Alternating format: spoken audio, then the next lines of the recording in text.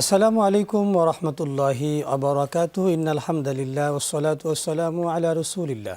কাছে দূরে বিশ্ব জুড়ে যে যেখান থেকে দেখছেন সবাইকে আন্তরিক প্রীতি ও শুভেচ্ছা জানিয়ে শুরু করছি যমুনা টেলিভিশনের মাসব্যাপী সেহরির বিশেষ আয়োজন বরকতময় সেহরি প্রেজেন্টেড বাই বিআরবি।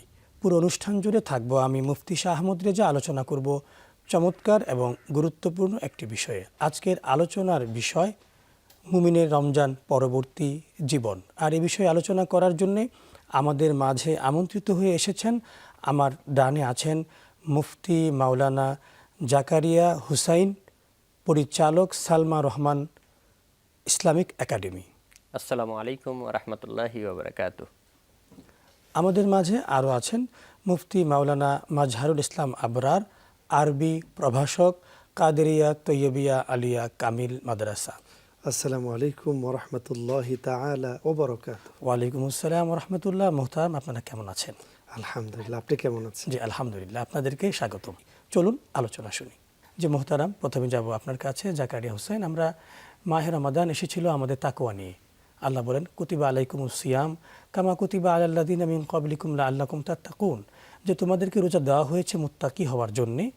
তো এই রমাদান ব্যাপী আমরা যে তাকওয়া অর্জন করেছি, এটা রমাদান পরবর্তীতে মুমিন হিসেবে আমরা কিভাবে ধরে রাখব? এই যে দীর্ঘ একটি মাস আমরা যে সিয়াম পালন করলাম, ভালো কাজ করলাম, খারাপ কাজ থেকে বিরত থাকলাম, এত কিছু করার একটি উদ্দেশ্য লাআল্লাকুম তাত্তাকুন। এই একটি শব্দ দিয়ে আমাদের পুরো রমাজানের একটা ফলাফল নিরূপণ করা সম্ভব হয়েছে আলহামদুলিল্লাহ। এই তাকওয়া শব্দটার এত গুরুত্ব, এত মাহাত্ম্য, যদি এই তাকওয়া শব্দটা থাকে তাহলে আপনার আর কোনো কিছুর দরকার হয় না। একটি আমি হাদিস থেকে উদ্ধৃতি দেই। আল্লাহ রসুল সাল্লাল্লাহু আলাইহি ওয়াসাল্লামের একটি হাদিস বর্ণিত হয়েছে সহিহুল বুখারীতে। একজন ব্যক্তি ৯৯ জন মানুষকে হত্যা করেছেন। একজন ৯৯ জন ব্যক্তিকে হত্যা করার পর সে তৌবা করার রাস্তা খুঁজছে, কোথায় গেলে আমি এই অপরাধ থেকে মুক্তি পাব। আমরা জানি যদি একজন মুমিনকে হত্যা করা হয় তাহলে গোটা পৃথিবীর মানুষকে হত্যা করার মতো যেই জঘন্য গুনাহ, সেই গুনাহ হয়ে যাবে তার। অথচ সে ৯৯ জন মানুষকে হত্যা করেছে। এরপরে সে খুঁজতে লাগলো কোথায় গেলে মুক্তি পাবো। একজন আলেমের কাছে জিজ্ঞাসা করলো যে আমার মুক্তি কোথায়? সেই আলেম বলল, এত বড় গুনাহ করেছো, তোমার কোনো মুক্তি নাই। ওই ব্যক্তিকেও হত্যা করে ফেললো। মোট ১০০ জন ব্যক্তি। ১০০ জন ব্যক্তিকে হত্যা করার পর সে খুঁজে বেড়াচ্ছে কোথায় গেলে মুক্তি পাবো, কোথায় গেলে মুক্তি পাবো। এই ব্যক্তি যেতে যেতে একজনকে জিজ্ঞাসা করলো, সে বলল ওই গ্রামে যাও, গেলে একজন ব্যক্তি আছে, তার কাছে জিজ্ঞাসা করলে মুক্তির কোনো উপায় তুমি পেতে পারো। জৈনিক অপরাধী ব্যক্তি ওই গ্রামের দিকে অগ্রসর হতে লাগলো। অগ্রসর হওয়ার পরে কিছু দূর যাওয়ার পরে ওই ব্যক্তি মৃত্যুবরণ করলো। এখন রহমতের ফেরেশতা এবং গজবের ফেরেশতা, দুই ফেরেশতাই তার রূহকে নেওয়ার জন্য এসে পড়েছে। এখন এই রূহ নেবে কে? এখানে হাদিসের শেষ অংশে বলা হচ্ছে যে এই ব্যক্তির রূহ নেওয়ার জন্য আল্লাহ রাব্বুল আলামিন একটা কৌশল অবলম্বন করলেন। আল্লাহ রাব্বুল আলামিন বললেন, তোমরা এই রাস্তাটা মেপে দেখো, সে ওই গ্রামের দিকে বেশি অগ্রসর হয়েছে নাকি সে এই গ্রামের দিকে বেশি আছে। মেপে দেখা গেল ওই গ্রামের দিকে ১ বিঘত পরিমাণ বেশি অগ্রসর হয়েছে। আল্লাহ রাব্বুল আলামিন বললেন, তার রূহ রহমতের আত্মা নিয়ে যাবে। এখান থেকে আমরা কি বুঝলাম? এখান থেকে বুঝলাম একজন ব্যক্তি অনেক অপরাধ করতে পারে, হত্যার মতো অপরাধও করে ফেলেছে, কিন্তু সে যখন অন্তর থেকে তাকওয়ার ভিত্তিতে আল্লাহ রাব্বুল আলামিনের কাছে ক্ষমা ভিক্ষা চাইবে, মাফ চাইবে, তখন পৃথিবীতে কোনো অপরাধ আল্লাহর রহমতের চেয়ে বড় নয়। তাহলে বুঝতে পারলাম আমরা যে আসলে আমাদের মাহে রমাদান ব্যাপী যে আমাদের তওবাটা জারি ছিল, এটার জন্য মাহে রমাদানের পরবর্তীতে যেন আমাদের তওবাটা জারি থাকে। চমৎকার বলছিলেন। আমরা যাব মাজহারুল ইসলাম আবরার আপনার কাছে। উনি বলছিলেন যে তওবা আমাদের জারি রাখতে হবে। তো তাকওয়া ধরে রাখার জন্য আর কি কি বিষয় আমাদের জারি রাখতে হবে? আল্লাহ সুবহানাহু ওয়া তাআলা এই রমাদানুল মুবারক আমাদেরকে উপহার দিয়েছেন, হাদিয়া করেছেন। আপনি সূচনাতেই কোরআনের আয়াতটুকুন পড়েছিলেন, লাআল্লাকুম তাত্তাকুন, যাতে আমরা মুত্তাকি হতে পারি। মুত্তাকি কাকে বলা হয়? যে ইহজাগতিক সমস্ত গুনাহ থেকে নিজেকে বাঁচিয়ে রাখবে, একমাত্র আল্লাহকে ভয় করে। তো আমরা রমজান মাসে চেষ্টা করেছি যে আমরা আল্লাহকে ভয় করার, কারণ পেটে যন্ত্রণা ছিল, ক্ষুধা ছিল, মনে ছিল যে আমি রোজাদার, অনেক গুনাহ থেকে আমরা বেঁচেছিলাম। কিন্তু রমজান পরবর্তী যে মুমিনের জীবন, সেই জীবনে দেখা যায় রোজা রাখার সুযোগ হয় না, আমরা অনেক আমল থেকে দূরে চলে যাই, তখন একজন মুমিন বান্দা সে কী করবে? চমৎকার বলছিলেন যে তাকওয়া, যদি কারো মধ্যে তাকওয়া অর্জিত হয় তাহলে রমজান পরবর্তী জীবনটাও রমজানের মতোই তার চলবে। বাকি 11টি মাস সে আবার সেই সুন্দর করে এই রমাদানুল মোবারকে যেভাবে করে সে চলছিল সেভাবেই কিন্তু সে চলা শুরু করে দিবে। আল্লাহ সুবহানাহু ওয়া তাআলা আমাদেরকে কোরআন দিয়েছেন, আমাদেরকে মাহে রমজানে 3টি পুরস্কার দিয়েছেন, সিয়াম, কিয়াম এবং কোরআন। আমরা তিনোটাকেই কিন্তু জারি রাখতে পারি। যেমন সিয়াম, আমরা পরবর্তী রমজানুল মুবারকের পরে সবচেয়ে গুরুত্বপূর্ণ রোজা হচ্ছে শাওয়ালের 6টি রোজা আমরা রাখতে পারি। 6টি রোজা রাখলে 1 বছর রোজা রাখার সওয়াব আল্লাহ তাআলা কিন্তু তার আমলনামায় দিয়ে দিবেন বলে ঘোষণা দিয়েছেন। তারপরে আমরা অনেক রোজার মাঝে অন্যতম রোজা হচ্ছে আশুরা রোজাগুলো আমরা রাখতে পারি। আশুরা কমপক্ষে 2টি রোজা আমরা রাখতে পারি। তারপরে আমরা প্রতি আরবি মাসের চন্দ্র মাসের 3টি রোজা 13, 14 এবং 15 আইয়ামে বীজ যাকে বলা হয়, এই 3টি রোজা আমরা রাখতে পারি। প্রতি সোম এবং বৃহস্পতিবার রোজা রাখতে পারি। নবীকে জিজ্ঞেস করা হলো, নবী গো, আপনি কেন সোমবার রোজা রাখেন? নবী বললেন, উলিত্তু, আমাকে এই দিনে আল্লাহ পাক এই পৃথিবীতে প্রেরণ করেছেন, জন্মগ্রহণ করেছেন। তাহলে রসুল করিম রউফুর রহিম সাল্লাল্লাহু আলাইহি সাল্লাম তিনিও কিন্তু রমজান পরবর্তী সময়ে তিনি রোজা রাখতেন। আর একজন মুমিন মুত্তাকি বান্দার রমজান পরবর্তী জীবনের শ্রেষ্ঠ আমলের মাঝে একটি হবে নফল রোজাগুলো সে বেশি বেশি রাখবে। আমাদের মধ্যে দেখা যায় অনেক মানুষ আছে যে শুধু মাহে রমাদানের রোজাগুলো রাখেন, কিন্তু এরপরে উনি এই নফল রোজাগুলো রাখতে চান না বা রাখেন না বা অলসতা করেন যে কি দরকার, এগুলো তো ফরজ নয়। কিন্তু এই রোজাগুলো কি আমাদের জন্য অত্যন্ত গুরুত্বপূর্ণ। আমরা যাব মুফতি জাকারিয়া হোসেন আপনার কাছে, যে আমাদের আবরার সাহেব বলছিলেন যে আমরা কিভাবে রাখতে পারি আমাদের নফল রোজাগুলো। আপনার কাছে শুনবো যে আমাদের অত্যন্ত গুরুত্বপূর্ণ একটি ইবাদত হচ্ছে কিয়াম, নামাজ। আমরা তো মাহে রমাদানে তারাবি পড়েছি, আমরা 5 ওয়াক্ত নামাজ জামাতে আদায় করেছি, তাহাজ্জুদও রাতে পড়েছি, কিন্তু মাহে রমাদানের পরে আমাদের তারাবি থাকবে না। তাহলে আমরা কি কি সালাত আমরা আদায় করতে পারি? আল্লাহ নবী মুহাম্মদ সাল্লাল্লাহু আলাইহি ওয়াসাল্লাম বলছেন, ইয়ানজিলু রাব্বুনা তাবারাকা ওয়া তাআলা, আল্লাহ রাব্বুল আলামিন প্রত্যেক রাতের শেষ তৃতীয়াংশে নিচের আসমানে নেমে আসেন।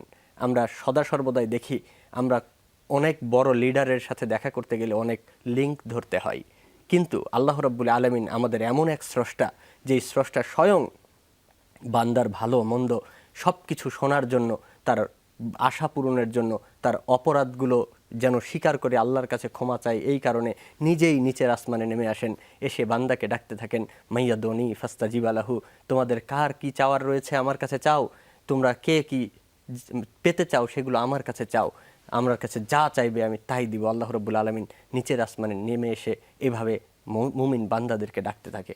কিন্তু আমরা হতভাগা, এই সময়ে আমরা ঘুমিয়ে থাকি। আমরা যদি এই রাত্রেবেলা উঠে রাতের শেষ তৃতীয়াংশে তাহাজ্জুদের সালাত আদায় করে লম্বা কিরাত সহকারে কোরআনুল কারীম তেলাওয়াত করার মাধ্যমে আমরা যদি আল্লাহ রাব্বুল আলামিনের কাছে আমাদের যাবতীয় গুনাহগুলো আমরা আল্লাহর কাছে ক্ষমা ভিক্ষা চাই, অন্তত শিশু বাচ্চার মতো চোখের পানি ছেড়ে দিয়ে যদি আমরা আল্লাহর কাছে আমাদের যাবতীয় গুনার জন্য ক্ষমা ভিক্ষা করতে পারি, ক্ষমা নিতে পারি, তাহলেই আমরা সফলতা অর্জন করতে এখানে পারব। মুহতারাম আমরা দেখি যে আমাদের মধ্যে অনেকে এই সাহারির সময়, আমরা তো এখন গোটা মাহে রমাদানে ঘুম থেকে উঠে আমরা সাহারি করেছি এবং এই সুযোগে কিন্তু আমরা তাহাজ্জুদ পড়ে নিয়েছি এবং ফজর মিস হয় নাই। কিন্তু মাহে রমাদানের পরে অনেকে নামাজগুলো কাজা হয়, তাহাজ্জুদ তো পড়েনি না, ফজর কাজা হয়। 5 ওয়াক্ত নামাজগুলো, যারা 5 ওয়াক্ত নামাজি বিশেষ করে ফজরের নামাজে উঠতে পারেন না, তো তাদের জীবন, এই মুমিনদের জীবন আসলে নামাজের ক্ষেত্রে, 5 ওয়াক্ত নামাজের ক্ষেত্রে তাদের জীবনটি কেমন হওয়া উচিত? বাংলাদেশ সহ বিভিন্ন জায়গায় যখন কোনো বাহিনীকে প্রস্তুত করা হয়, তখন তাদের খুব কঠিন ট্রেনিংয়ের ব্যবস্থা করা হয়। রামাজান মাসে যদি আমরা এই কঠিন ট্রেনিংটা যথাযথভাবে করতে পারি, তাহলে দেখা যাবে 30 দিন একটা মানুষ যখন একটা আমল যথাযথভাবে করবে, তখন সে ওই আমলের সাথে অভ্যস্ত হয়ে যাবে। অভ্যস্ত যখন সে হয়ে যাবে, তখন রামাজানের পরবর্তী সময়ে তার সালাতের আর গাফিলতি আসবে না তার মধ্যে। এটা একটি খুব গুরুত্বপূর্ণ বিষয়। সাথে সাথে আমরা যদি এই তাকওয়াটা অর্জন করতে পারি, যেই তাকওয়া নিয়ে আমাদের আলোচনা হচ্ছে, সবচেয়ে মূল বিষয়টাই এটা। যদি আমাদের মধ্যে তাকওয়া থাকে, আল্লাহ ভীতি থাকে, তাহলে আমরা কোনোভাবেই কোনো খারাপ কাজের দিকে অগ্রসর হতে পারবো না, কোনো সময় সালাত বাদ দিতে পারবো না। আমরা তাহাজ্জুদের সালাত আল্লাহর ভয়ে আমরা কান্না করার জন্য রাত্রেবেলা উঠে পড়বো আমরা সময়ের আগেই। কারণ আমার ভিতরে তাকওয়া আছে, কারণ আমি আল্লাহ রাব্বুল আলামিনকে ভয় করি। যখন আমি আল্লাহকে ভয় করব, তখন আমার জন্য আল্লাহর কাছে যাওয়াই হবে সবচেয়ে বড় প্রাপ্তির তাহলে আল্লাহ বিষয়। পাকের ভয়ে আমাদেরকে নামাজগুলো আদায় করতে হবে। আমরা শুনবো, চমৎকার বলছিলেন। আমরা যাব আবরার সাহেব আপনার কাছে, যে আমরা তো কি কি নফল নামাজ আমরা আদায় করতে পারি, যেমন আমরা তো তাহাজ্জুদের কথা উনি বলেছেন, আপনার মাধ্যমে শুনতে চাই যে আরো কি কি নামাজ আমাদের রয়েছে। আল্লাহ সুবহানাহু ওয়া তাআলা বলছেন, ইন্নাল্লাযীনা ক্বালু রাব্বুনাল্লাহ সুম্মা ইসতাকামু। সবচেয়ে বড় বিষয় হচ্ছে ইস্তেকামাত থাকা, অবিচল থাকা।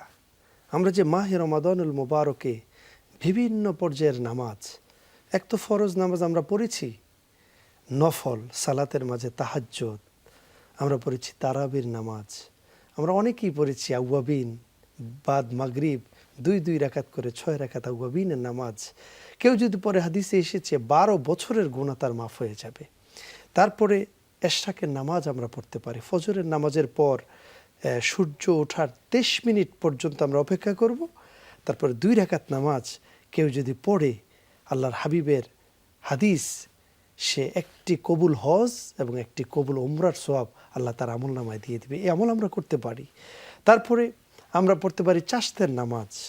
আমরা বিশেষ বিশেষ বিভিন্ন কারণে আমরা নামাজ পড়তে পারি। আমাদের বিপদে পড়ে গেছি, আমরা সলাতুল হাজাত পড়তে পারি। বিভিন্ন নামাজের কথা হাদিসে এই যে পাকে আপনি এসেছে। বলছেন চাশতের নামাজ, চাশতের নামাজের ব্যাপারে কিন্তু রাসূল বলেছেন যে প্রতিটা মানুষের দেহের মধ্যে 360টি জোড়া আছে এবং তার উচিত হচ্ছে প্রত্যেকটা জোড়ার জন্য একটা করে সদকা করা। তো সাহাবারা প্রশ্ন করলেন, ইয়া রাসূলুল্লাহ, 360টি জোড়ার জন্য 360 বার দৈনিক সদকা করা তো সম্ভব না। রাসূল বললেন, তাহলে একটা কাজ করো, তোমরা ইশরাকের পরে জোহরের আগ পর্যন্ত এই সময়টা পাওয়া যায়, 2 রাকাত নামাজ পড়বে, দৈনিক 2 রাকাত নামাজ পড়ার বিনিময়ে 360 বার সদকা দেওয়ার সব পাবে। সুবহানাল্লাহ। রাসূল করিম সাল্লাল্লাহু আলাইহি ওয়া আলিহি ওয়াসাল্লাম তিনি আমাদেরকে আরো নফল নামাজের প্রতি উদ্বুদ্ধ করেছেন। তো আসলে সবচেয়ে বড় বিষয় হচ্ছে ইস্তেকামাত থাকা, যেটা আমি কোরআন থেকে বলছিলাম, সুম্মা ইসতাকামু। ইস্তেকামাত থাকা, আমরা ইস্তেকামাত থাকতে পারি না, আমরা মজবুতভাবে আঁকড়ে ধরতে পারি না। রমজানে কি সুন্দর আমল ছিল, আমরা সারাটা দিন না খেয়েছিলাম, আমরা সাহারি খেয়েছি, ঠিক সময়ে আমরা ইফতার করেছি, অথচ নামাজ সঠিক টাইমে আমরা পড়েছি। কিন্তু এই রমজান চলে যাওয়ার পর আমরা নামাজের প্রতি উদাসীন হয়ে যাই। জোহরের নামাজের আজান হয়েছে, অফিস করছি, আমরা ব্যবসায় আছি, ব্যবসা করছি, অথচ ইন্নাস সালাতা কানাত আলাল মুমিনিনা কিতাবাম মাওকুতা, নির্দিষ্ট সময়ই নামাজকে ফরজ করা হয়েছে। আপনি জোহরের নামাজ আসরে পড়লে হবে না, আসরেরটা মাগরিবে পড়লে হবে না। অনেকে দেখা যায় আমাদেরকে বলে যে আমি যদি ফজর কোনো কারণে কাজা হয়ে যায়, জোহরে পড়লে হবে। তো আপনি পড়েন, সমস্যা নেই, কিন্তু সেটা প্রতিদিন, এটা কেমন হয়? ফজরের নামাজ তো ফজরেই পড়তে হবে, কারণ নামাজ নির্ধারিত সময়ে ফরজ করা হয়েছে। জোহরের সময় পড়তে হবে। আপনি 5 ওয়াক্ত নামাজকে কন্টিনিউ করতে হবে, ইস্তেকামাত থাকতে হবে আমাকে, যে আমি রমজানে যেভাবে আল্লাহকে পাওয়ার জন্য তার হাবিবের কথাগুলো আমি অনুসরণ করেছি, সেভাবে আমি প্রতিদিন 5 ওয়াক্ত নামাজকে আমি ছেড়ে দিব না। আমি নফল নামাজ, তাহাজ্জুদের জায়নামাজ আমি ছেড়ে দিব না। আমি আউয়াবিন, ইশরাক, চাশত আমি ছেড়ে দিব না। যদি বান্দা এই ইস্তেকামাতের উপর অটুট থাকতে পারে, ইস্তেকামাত থাকতে পারে, রব্বুল আলামিন তাকে জান্নাতের গ্যারান্টি তিনি দিয়েছেন, যেটা কোরআনুল কারীম আল্লাহ পাক বলেছেন, লাআল্লাকুম তাত্তাকুন, যদি তোমরা মুত্তাকি হতে চাও তাহলে রোজা রাখো। আমরা রোজা রেখেছি, মুত্তাকি হয়েছি, এখন ইস্তেকামাত প্রয়োজন। আমাদেরকে মুমিন জীবনের এই রমজান পরবর্তী জীবনের সফলতা লাভ করার অন্যতম মাধ্যম হচ্ছে ইস্তেকামাতের সাথে এই আমলগুলোকেই কন্টিনিউ করা। আমরা বেশি আমল করা এটা বেশি জরুরি না, বরং যে আমলগুলো আমরা করি এগুলো নিয়মিত করা এটাই জরুরি। এজন্য বুজুর্গানে দিন তারা সব সময় আমাদেরকে এই তাগিদ দিচ্ছেন, পীর মাশায়েখ আউলিয়া কেরাম আমাদেরকে শুধু একথাই বলছেন, আউয়াবিন ছেড়া যাবে না, চাষ ছাড়া যাবে না, এবং ইশরাক ছাড়া যাবে না, তাহাজ্জুদ ছাড়া যাবে না। বরং রাসূল সাল্লাল্লাহু আলাইহি ওয়াসাল্লাম তো এই কথা বলেছেন আমাদেরকে যে আমল কম হোক, কিন্তু ওইটাই আল্লাহর কাছে উত্তম আমল, যেটা নিয়মিত করা হয়, কন্টিনিউ করা হয়।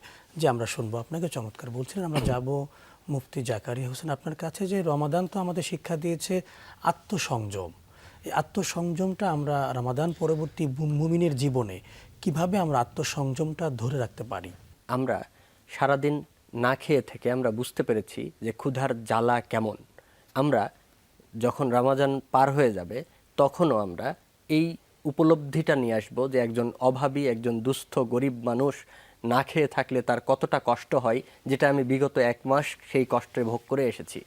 এরপর আমি যখন ইফতার কিনতে যাই, তখন যে দেখি দ্রব্যমূল্যের দাম বেশি, তখন আমি ওই জিনিসটা কিনতে গিয়ে কিনতে পারিনি। আমরা পরবর্তী 11 মাস যখন এই দ্রব্যমূল্য বিক্রি করতে যাব, তখন আমি চিন্তা করব আমার মুমিন ভাইয়ের কষ্ট হচ্ছে। আমি যখন একজন মানুষের সাথে কথা বলতে যাব, ঝগড়া করব, তখন গালিগালাজ করতাম। কিন্তু রামাজান মাসে আমি সেখান থেকে নিজেকে আত্মশুদ্ধি করে নিয়েছি, গালিগালাজ থেকে বিরত থেকেছি। তখন আমি চিন্তা করব 1 মাস আমি গালি থেকে বিরত থেকেছি, আমার মুমিন ভাইকে আমি কষ্ট দেইনি। ওই সময় আমি বলেছিলাম আনা সায়েম, আমি রোজাদার, আমি সিয়াম পালনকারী। ঠিক তেমনি পরবর্তী 11 মাস এটার বাস্তবায়ন করব আমরা এইভাবে যে আমরা কোনো মানুষকে কটু কথা বলবো না, আমরা কোনো মানুষকে গালি দিব না, আমরা কোনো মানুষকে কষ্ট দেওয়ার মতো ন্যূনতম কোনো শব্দ বাক্য উচ্চারণ করব না। যদি আমরা একজন মুমিন ভাইকে আমার মুখমণ্ডল দ্বারা কষ্ট দিতে না পারি, তাহলে আল্লাহ রাব্বুল আলামিন আমাদেরকে হেফাজত করবেন ইনশাআল্লাহ। তার মানে হচ্ছে আমাদের আত্মসংযমের যে প্রতিটা সাইট, যেমন আমরা খাবারের ক্ষেত্রে আমরা অতিরঞ্জিত করিনি, আমরা কারোর সাথে ব্যবহারের ক্ষেত্রে কোনো খারাপ ব্যবহার করিনি, প্রত্যেকটা কাজে মুমিন তার আত্মসংযম ধরে রাখতে পারে। যে আমরা শুনবো আপনাদেরকে যে মুফতি জাকারিয়া, আপনি আগে বলছিলেন বিরতির আগে যে আত্মসংযম আমরা কিভাবে পালন করব। আরেকটি বিষয় জানতে চাই, সহমর্মিতা।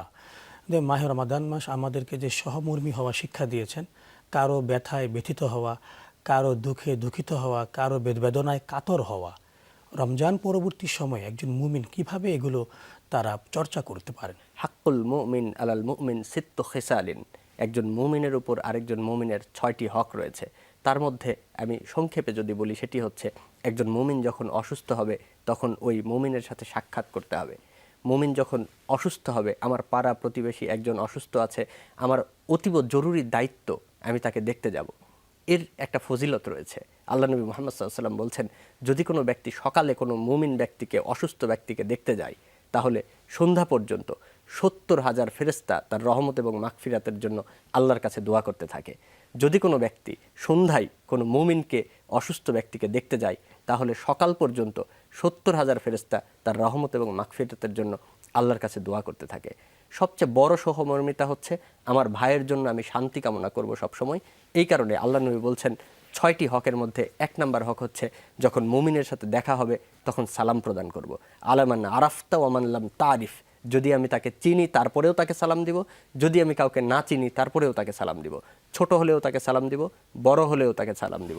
যে কোনো পর্যায়ের মানুষকে আমরা সালাম প্রদান করব। এখানে একটা গুরুত্বপূর্ণ বিষয়, সেটি হচ্ছে আমরা লজ্জা করি 2 জায়গায় সালাম দিতে। একটি হচ্ছে বাবা মার কাছে, আরেকটা হচ্ছে আমার স্ত্রীর কাছে। স্বামী হলে স্ত্রীর কাছে, স্ত্রী হলে স্বামীর কাছে। কিন্তু আপনি একবার চিন্তা করে দেখুন, গোটা পৃথিবীতে এই যে আপনি আমি বিচরণ করছি, এর পিছনে সবচেয়ে বেশি গুরুত্বপূর্ণ অবদান কার রয়েছে? পিতামাতা। আমি যদি আমার পিতামাতার জন্য শান্তি কামনা করতে না পারি, তাহলে পৃথিবীতে আর কে আছে যার জন্য আমি শান্তি কামনা করতে পারি? আমার কি পিতামাতার কাছে সালাম দেওয়া লজ্জার বিষয় হতে পারে? এটা কখনোই নয়। 2 নম্বর যদি আপনি দেখেন, আপনি আপনার স্ত্রীর কাছে সালাম দিতে লজ্জা করছেন, অথচ পিতামাতার পরে আপনার জীবনের একাকিত্ব দূর করার জন্য, আপনার জীবনের সর্বশেষ সময় পর্যন্ত যিনি আপনার সব সময় পাশে থাকে, তিনিই আপনার স্ত্রী। আপনার স্ত্রীর জন্য যদি আপনি শান্তি কামনা না করেন, তাহলে পৃথিবীতে আর কে আছে যার জন্য আপনি শান্তি কামনা করবেন? তাহলে আমরা বুঝতে পারলাম আমাদের মা বাবা, স্ত্রী, সন্তান সবার জন্য আমাদের যে রমাদান পরবর্তী মুমিন হিসেবে সহমর্মিতা দেখাতে হবে। যে চমৎকার বলছিলেন। আমরা যাব মাঝহার আপনার কাছে, যে আসলে মাহে রমাদান ব্যাপী আমাদের যেই গোটা রমাদানে মসজিদে উপচে পড়া ভিড় ছিল, তারাবিতে জায়গা নেই, সবে কদরে জায়গা নেই, জায়গা হবে না, হয়নি। তাহলে মাহে রমাদান পরবর্তী সময় একজন মুমিনের জীবনে মসজিদ কেন্দ্রিক তার আত্মাকে কিভাবে আমরা কানেকশন লাগাতে পারি? প্রতি রমজানেই তারাবিতে উপচে পড়া ভিড় হয়। আমরা জানি প্রথম রমজানগুলোতে বিশেষ করে বেশি হয়। মানুষের মধ্যে ওই আগ্রহ যে আমি আল্লাহকে পাবো, আমি একটু তারাবির নামাজে যাই, একটু নামাজ পড়ি। কিন্তু প্রকৃতপক্ষে মুমিন সে ব্যক্তি যে আমলের উপর ইস্তেকামাত থাকবে, সে অবিচল থাকবে। রমজান চলে গিয়েছে তো কি হয়েছে? রব্বুল আলামিন তাকে সেজদা করার জন্য ফজর আছে, তাকে পাওয়ার জন্য জুহর আছে। আজকে দেখা যায় রমজান পরবর্তী ফজরের নামাজে সামনের কাতারে মানুষ পাওয়া যায় না, ইমাম মুয়াজ্জিন তারাই নামাজ পড়ে। এটা বড় দুর্ভাগ্য ব্যাপার আমাদের জন্য। এটা আপনি কিন্তু আসলে সমাজের বাস্তব চিত্রটি তুলে ধরেছেন। মাহে রমাদানে সকলে সাহারি খেতে উঠে এবং জাগরণ করে তারা এবং মসজিদে যায়, কিন্তু আসলে মাহে রমাদান পরবর্তীতে আপনি অবাক হবেন, ঈদের দিন সকালেই ফজরের নামাজে আসলে মুসল্লি নাই। যারা আপনারা ইমামতি করেন আপনারা জানেন, এক কাতার মুসল্লি থাকে। আসলে চমৎকার বলছিলেন আপনি। আসলে আমাদেরকে ইস্তেকামত যদি না থাকে তাহলে মুমিন সফল হতে পারবে না। আল্লাহ পাক এই জন্য কোরআনুল কারিমে বলেছেন ইস্তেকামত খুবই প্রয়োজন। একটা আমলের উপর অবিচল অটুট থাকা, এটা সবচেয়ে বড় মুমিনের লক্ষণ। হাসান আল বসরি রাহিমাহুল্লাহ, তাকে জিজ্ঞেস করা হলো আল্লাহ পাকের কাছে কোনো আমল কখন কবুল হয়। তিনি চমৎকার বলছিলেন যে আমলের ধারাবাহিকতায় আরেকটি আমল করা হয়, তখন বুঝবেন ওই আমলটি আল্লাহর কাছে কবুল হয়েছে। তো আমরা রমজানে আমাদের এই রোজা কবুল হয়েছে কিনা, যদি কেউ প্রশ্ন করে যে আমার রোজা কবুল হয়েছে, আমি বলবো যদি আপনার রমজানের পর 5 ওয়াক্ত নামাজ জামাতে হয়, যদি রমজানের পর শাওয়ালের রোজাগুলো আপনি রাখেন, আপনি আওয়াবিন পড়েন, ইশরাক পড়েন, তাহলে বিশ্বাস করেন আপনার রোজাগুলো অবশ্যই আল্লাহর কাছে কবুল হয়েছে। কারণ কবুল না হলে আপনার পরবর্তী আমলগুলো করতে পারতেন না। ইমাম হাসান আল বসরি সঠিক বলেছেন, একজন মুমিন মুত্তাকি বান্দা সে যদি আল্লাহকে কাছে পেতে চায়, আল্লাহর হাবিব সাল্লাল্লাহু আলাইহি সাল্লামের জিয়ারত সে পায়, তাহলে সে বিশ্বাস অবশ্যই আছে যে সে বেশি বেশি নবীর উপরে রমজানের দরুদ পড়েছিল, রমজানের পরবর্তীতেও সে দরুদকে কন্টিনিউ করেছে। তার মানে মাহে রমাদানের পরেও আমাদের দরুদ শরীফ আমাদেরকে কন্টিনিউ করতে হবে। আপনাদের দুজনকে অসংখ্য ধন্যবাদ এবং মোবারকবাদ। প্রিয় দর্শক, আমরা দেখতে দেখতে অনুষ্ঠানের একেবারে শেষ পর্যায়ে চলে এসেছি। আপনারা এতক্ষণ ধরে দেখলেন আপনাদের প্রিয় অনুষ্ঠান মাহে রমাদানের বিশেষ আয়োজন বরকতময় সাহরি প্রেজেন্টেড বাই বিআরবি। আসলে মুমিনরা মাহে রমাদান পরবর্তী সময়ে সে আত্মশুদ্ধি করবে, আত্মসংযম দেখাবে, সহমর্মী হবে, মানুষের দুঃখে সে দুঃখিত হবে। বিশেষ করে সিয়াম, কিয়াম এবং কোরআনকে সে ধারণ করবে, লালন করবে এবং পালন করবে। বিশেষ করে মাহে রমাদান আমরা এবছর পেলাম, আগামী বছর নাও পেতে পারি, এবং গোটা মাহে রমাদান আল্লাহ দিয়েছেন মুত্তাকি হওয়ার জন্যে। এই 1 মাসের শিক্ষাকে আমাদের বাকি 11 মাস সেই শিক্ষায় শিক্ষিত হয়ে আমাদেরকে জীবনযাপন করতে হবে। প্রিয় দর্শক, আগামী অনুষ্ঠান দেখার আমন্ত্রণ জানিয়ে আজকের মতো এখানে শেষ করছি। আসসালামু আলাইকুম ওয়া রাহমাতুল্লাহি ওয়া বারাকাতুহু।